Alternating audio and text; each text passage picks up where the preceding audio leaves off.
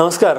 आज आपण कॅन्टोन्मेंट विधानसभा मतदारसंघात आलेलो आहोत. या ठिकाणी अनेक दिवस महाविकास आघाडीचा उमेदवार ठरत नव्हता असं चित्र दिसत होते. मात्र त्यातच आता काही दिवसांपूर्वीच रमेश बागवे माजी गृहराज्यमंत्री यांना तिकीट फायनल झालं. त्यातच काही चर्चा देखील रंगल्या होत्या की त्यामध्ये अविनाश बागवे आणि रमेश बागवे हे काँग्रेस सोडून भाजपवासी होणार आहेत. त्यासाठीच आज आपण रमेश बागवे यांचे चिरंजीव अर्थातच अविनाश बागवे हे आपल्याबरोबर आहेत. जाणून घ्या त्यांची ह्याबद्दल काय. नमस्कार. वास्तविक पाहता ह्या ज्या बातम्या आहेत ते विरोधी पक्षाकडून त्या ठिकाणी सातत्याने पेरल्या जातात. ज्या म्हणतात ना की van you can convince than confuse, तर तसं त्या ठिकाणी काँग्रेस पक्षाच्या लोकांना काँग्रेसचा त्या ठिकाणी जो बालेकिल्ला आहे तो त्या ठिकाणी आपण ते भेदू शकत नाही. मग तिथल्या लोकांमध्ये समभ्रम निर्माण करा. कसबा पेठची पोटनिवडणूक लागली की त्या ठिकाणी बागवे नाराज, बागवे भाजपमध्ये चाललेत. लोकसभेची निवडणूक लागली, दादांनी ते लोकसभेला तिकीटही मागलं होतं पण तरी बागवे भाजपच्या वाटेवर. आता विधानसभेची निवडणूक लागली तर त्यावेळेस लगेच भाजपच्या वाटेवर बागवे. हे सातत्याने हे बातम्या पेरल्या जातात. त्याच्यात काही अर्थ नाही आणि काही गंध नाही. ते सुदैवानं ज्यावेळेस ती बातमी आली म्हणे की बंगल्यावर जाऊन सागर बंगल्यावर जाऊन भेटले, इथं आमच्या काशीवाडी भागामध्ये आमच्या प्रभागामध्ये मयत झाली आणि सगळे लोक त्या ठिकाणी मैतीला, आम्ही सोबत मैतीला आणि बातमी दाखवतो की आम्ही तिकडं. त्यामुळे हे काही तथ्य नसतात आणि हे लोकांचे भाजपचे त्या ठिकाणी चुकीचे प्रोपोगंडा पसरून लोकांमध्ये समभ्रम निर्माण करायचा. आणि विशेषतः त्या काळामध्ये ज्या वेळेस तिकिटासाठी काही लोकांमध्ये स्पर्धा निर्माण झाली होती आणि त्या ठिकाणी कुठंतरी बागवे कुटुंबियाला त्या ठिकाणी गालबोट लागला पाहिजे, त्यांची प्रतिमा मलिन झाली पाहिजे, हे करण्याचा त्या ठिकाणी प्रयत्न आला पण तो निष्फळ झाला. कारण लोकांना माहिती आहे आणि पक्षाला माहिती आहे की आम्ही किती निष्ठावंत आहोत आणि कधीपासून काँग्रेसचे सच्चे कार्यकर्ते आहोत. सर, आता ह्या ठिकाणी कॅन्टोन्मेंट भागामध्ये मुस्लिम बहुल मतदारसंघ जास्त आहे आणि आपला चाहता वर्ग त्यामध्ये सर्व धर्मीय आपला चाहता वर्ग आहे. तर आता आपण कुठले आव्हाने आणि काय आपण समोर ठेवलं आहेत की बाबा निवडणुकीच्या दृष्टीने आपण पुढे काय रणनीती आखणार आहोत? वास्तविक पाहता याच्या आधी देखील अनेक वर्ष सामाजिक आणि राजकीय काम करत असताना कुठलाही धर्म किंवा समाज डोळ्यापुढे ठेवून आम्ही काम करत नाही. आम्ही कधीही काम करत असतो हा विकासाचा केंद्रबिंदू, हा शेवटचा समाजातला घटक हा मानून त्या ठिकाणी आम्ही काम करत असतो. आणि त्याच्या माध्यमातून आता आपल्या भागामध्ये मुस्लिम समाज, दलित समाज मोठ्या संख्येने, त्यामुळं अधिकची कामं त्यांच्या बाजूने दिसतात. आता त्या ठिकाणी कारण इतक्या वर्ष काम करत असताना आता 2009 ते 2014 ह्या पंचवर्षामध्ये दादा कॅन्टोन्मेंट मतदारसंघाचे आमदार होते आणि त्याच्या माध्यमातून त्यांनी काही विकास कामं जी केली होती जी आजपर्यंत त्या ठिकाणी परत तशी कामे झालीच नाही. उदाहरणार्थ कॅन्टोन्मेंट बोर्डामध्ये DPDCच्या माध्यमातून आमदार निधी उपयोगात येत नव्हता किंवा त्या ठिकाणी त्यांना परमिशन नव्हती. तिथं स्थानिक कॅन्टोन्मेंट बोर्डाचा निधी वापरला जायचा किंवा खासदार निधी वापरायचा, आमदार निधी नव्हता. पण दादांनी त्या ठिकाणी 2009च्या निवडणुकीमध्ये जेव्हा मंत्रिपद मिळालं तेव्हा राज्य सरकारकडून स्पेशल परमिशन घेऊन त्यावेळेस त्यांनी निधी वापरास कॅन्टोन्मेंट बोर्डामध्ये वापरण्यास चालू केली.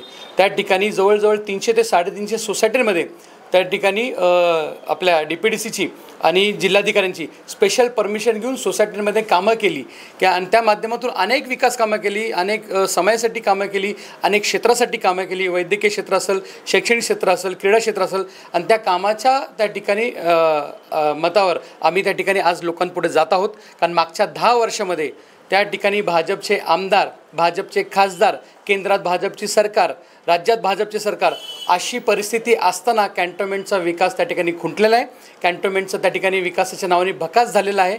लोक त्या ठिकाणी मोठ्या संकटाला सामोरं जातात, मोठ्या त्रासाला सामोरं जातात. हे चित्र लोकांसमोर त्या ठिकाणी आम्ही दाखवणार आहोत आणि लोकांना खरी वस्तुस्थिती आम्ही त्या ठिकाणी सांगणार आहोत. सर, आत्ता आपण सांगितलं की आपण विकासाच्या दृष्टीने चांगलं काम करणार आहोत. तर त्यामध्ये माझा असा प्रश्न होता की येणाऱ्या 5 वर्षाचा जर आपल्याला ही संधी मिळते तर येणाऱ्या 5 वर्षामध्ये विकासाच्या दृष्टीने आपण काय आणि कसे ह्या गोष्टी पुढे नेणार? कारण की आपण मागील काळात आपले वडील हे गृहराज्यमंत्री होते, अनेक पदांवर त्यांनी काम केलं आहे. मात्र आज सोशल मीडिया आणि डिजिटल मीडिया, इलेक्ट्रॉनिक मीडिया ह्याच्या माध्यमातून प्रत्येक गोष्टी, छोट्या छोट्या गोष्टी समोर येत जातात. आणि तर आपण आपला काय हेतू, आपला काय एक ध्येय असणार आहे किंवा 5 वर्षात आम्हाला विकासाच्या दृष्टीने काय कामकाज असतील? वास्तविक पाहता तुम्ही एकदम बरोबर सांगितलं की काही ठिकाणी म्हणजे मीडिया हा आपल्या देशातल्या लोकशाहीचा चौथा स्तंभ आहे. अशी परिस्थिती असताना देखील काही ठिकाणी बातम्या योग्यरित्या दाखवल्या जात नाहीत. पण थँक्स टू सोशल मीडिया ज्याच्या माध्यमातून छोट्या छोट्या गोष्टी पण लोकांपुढे येतात, हे तुम्ही सांगितले अत्यंत चांगली गोष्ट आहे. हे करत असताना येणाऱ्या पंचवार्षिकमध्ये त्या ठिकाणी लोक आम्हाला संधी देतीलच. आणि आमचं सर्वात प्राधान्य जे असणार, आज आपण बघितलं की वाहतुकीचा प्रश्न इतका जटिल आमच्या मतदारसंघामध्ये आला आहे. तुम्ही त्या ठिकाणी पुणे स्टेशनच्या इथली वाहतूक बघा, रुबी हॉलच्या माध्यमातून त्या ठिकाणी जहांगीर हॉस्पिटलचा तो परिसर बघा, RTO चौकातली वाहतूक बघा, आमच्या वानोडीची वाहतूक बघा, पुलगेट ठाणे मारुती चौकातली वाहतूक बघा, आणि सर्वात महत्त्वाची घोरपडी गावातली वाहतूक बघा, शिवरकर रस्त्याची वाहतूक बघा. इतका मोठ्या प्रमाणात लोकांना त्रास सहन करावा लागतो आणि कुठलीही उपाययोजना केली नाही. एक अंडरपास नाही, एक एलिव्हेटेड रोड नाही, एक त्या ठिकाणी फ्लायओव्हर बांधलं नाही, काही नाही. जे प्रस्ताव 2010 आणि 12मध्ये केले होते त्याच प्रस्तावाला त्या ठिकाणी मान्यता देऊन कामं करण्यात आली. हेच त्या ठिकाणी चालले, कुठली गोष्ट नाही. दुसरा प्रश्न आरोग्याचा. आज ससून हॉस्पिटल आमच्या कॅन्टोन मतदारसंघामध्ये काय अवस्था आहे ससून हॉस्पिटलची? फक्त आपण पेपरमध्ये आकडेवारी बघतो, जसं नितीन गडकरी आकडेवारी सांगतात ना की आम्ही इतके हजाराचे रस्ते बांधले, तसेच ससून हॉस्पिटलला 11 कोटीचं बजेट दिलं, 20 कोटीचं बजेट दिलं, पण अवस्था काय ते तुम्ही बघा. एका खाटावर 2-2 रुग्ण असतात, एक रुग्ण खाटावर, एक रुग्ण खाटाच्या खाली. कोविडमध्ये काय परिस्थिती लोकांची त्या ठिकाणी, तिथं ड्रग माफियाला तुम्ही VIP ट्रीटमेंट देता आणि सामान्य जनतेला ज्यांच्यासाठी ते हॉस्पिटल बांधले त्यांना कुत्र्यान मारण्यासारखं ट्रीट करतात. तिकडं औषधं देत नाहीत. तिथले डॉक्टर लोक बाहेरचं प्रिस्क्रिप्शन देतात की इथं टेस्ट करून घ्या. व्हिडिओज बाहेर आलेत सोशल मीडियाने स्टिंग ऑपरेशन केल्यामुळे, कितीतरी गोष्टी आहेत. त्याच्यामुळं आरोग्य सुविधा त्या ठिकाणी सुधारित झाली पाहिजे. कॅन्टोन्मेंट भागातलं दुसरं सरदार वल्लभभाई पटेल हॉस्पिटल, तिथली परिस्थिती बघा. त्या ठिकाणी आमदारांचे म्हणजे अनंतराव गाडगीळ यांनी निधी दिला, शासनाचा निधी दिला, पण एवढा निधी देऊन तिथं इक्विपमेंट घेतले आणि ते ICU प्रायव्हेटाईज केलं, प्रायव्हेट संस्थेला दिलं. मग लोकांना सुविधा मिळणार कशी? त्याच्यामुळं ही सुविधा त्या ठिकाणी सक्षम झाली पाहिजे, आपले सरकारी दवाखाने सक्षम झाले पाहिजे. हा आमचा त्या ठिकाणी प्रयत्न असणार आहे. आणि सर्वात तिसरा त्या ठिकाणी जो आमचा प्रमुख, तसे तर बरेच आहेत, परंतु तिसरा जो अजून त्या ठिकाणी प्रयत्न आहे की कॅन्टोन्मेंट बोर्डाचे रस्ते. तुम्ही जर बघितले कॅन्टोन्मेंट बोर्डाच्या मध्ये ह्यांनी जे त्या ठिकाणी कॅन्टोन्मेंट बोर्डाला 200 वर्ष झाले, याच्यासाठी असा वेड्याप्रमाणे त्यांनी तो निधी वापरला ज्याच्या माध्यमातून बजेट त्यांचं 60 कोटीचं आणि टेंडर 200 कोटीचे काढले, पैसेच उरलेले त्यांच्याकडे.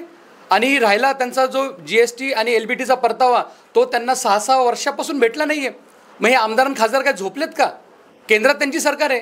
आणि त्याच्यामुळं आज कॅन्टोन्मेंट बोर्डाची अशी अवस्था आहे की त्यांना जे परमनंट लोक आहेत त्यांना पगार द्यायला पैसे नाही आहेत, अशी बिकट अवस्था आहे. छोटे छोटे डेव्हलपमेंटची कामं, सुधारण्याची कामं किंवा मेंटेनन्सची कामं ती करायला पैसे नाहीत. म्हणून कॅन्टोन्मेंट बोर्डाचा जो भाग आहे त्याच्याकडे पहिलं त्या ठिकाणी लक्ष द्यावे लागणार आहे. हे प्रामुख्याने आमचे लक्ष आहेत. बाकी त्या ठिकाणी एक लोकप्रतिनिधी म्हणून कायदा सुव्यवस्था प्रश्न असेल, शिक्षणाचा प्रश्न असेल, क्रीडा क्षेत्राला प्रश्न असेल, हे सगळे त्या ठिकाणी प्रश्न घेऊन आम्ही त्या ठिकाणी काम करणार आहोत. आणि 100% मी तुम्हाला खात्री देतो की येणाऱ्या 5 वर्षामध्ये कॅन्टोन्मेंट मतदारसंघाचा कायापालट झाल्याशिवाय राहणार नाही. आत्ताच आपण पाहिलं आहे की काँग्रेसचा येणाऱ्या 5 वर्षात विकासाकडे कसा जाता येईल यासाठी प्रामुख्याने विचार ते करत आहेत. आणि यातच अविनाश बागवे हे आत्ता सध्या पुणे महानगरपालिकेचे नगरसेवक देखील राहिलेत. येणाऱ्या काळात त्यांची देखील पुणे महानगरपालिकेत पुन्हा वर्णी लागणार आहेत. त्यातच त्यांचे वडील म्हणजेच रमेश बागवे हे निवडणुकीच्या रिंगणात आहेत. निवडणुकीमध्ये त्यांच्याकडे ध्येय, उद्दिष्टे आणि चांगल्या पद्धतीचा हेतू आणि विकासाकडे कसं जाता येईल ह्याच्याकडे प्रामुख्याने त्यांचं लक्ष आहे. कॅमेरामॅन निखिल गुटकेसोबत मुजम्मिल शेख, पुणे.